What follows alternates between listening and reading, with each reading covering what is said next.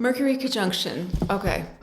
Mercury is conjoining with Saturn and the Sun during a Cazimi, 9 degrees Pisces. This is the third time I've made this video. I am so Virgoing out right now. I'm laughing because this is the 5th time I've made this video, or attempted to make this video. This might be the 5th of 10 times. No, we're not doing a 6th video. This is it.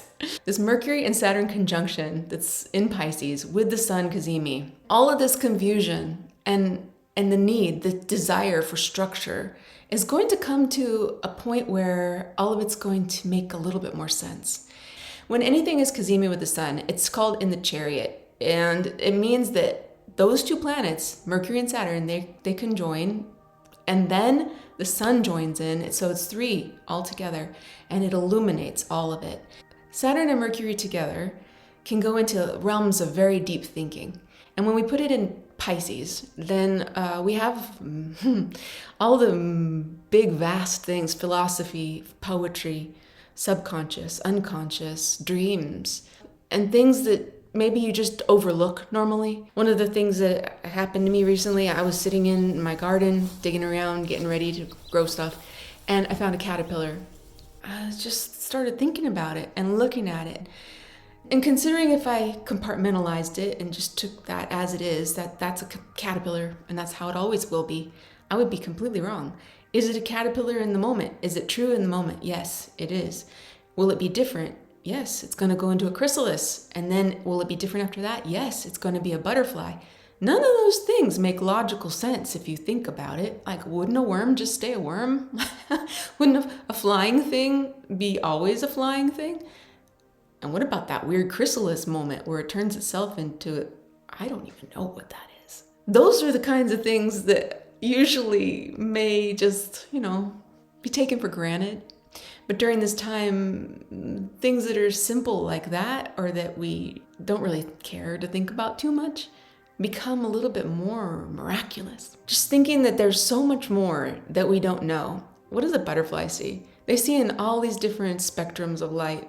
They can see in ultraviolet light or something like that. There's no such thing as set reality. And that's what Mercury and Pisces is dealing with right now.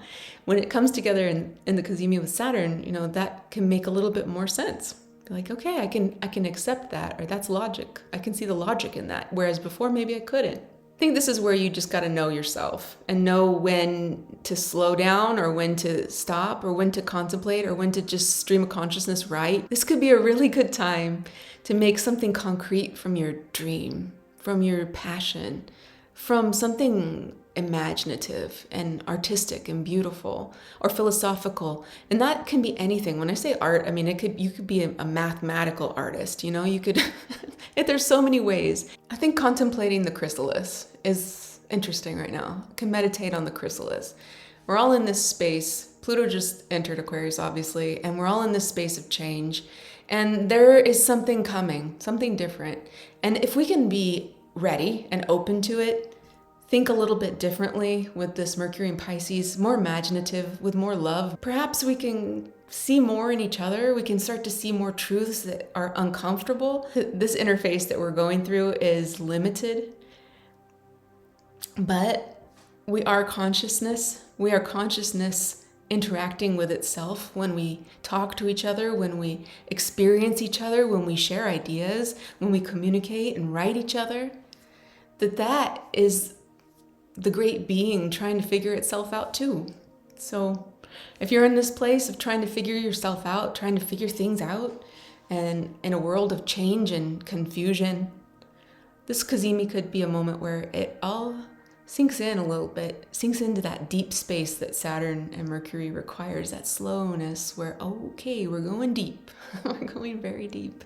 Deep and broad too. And now, deep thoughts.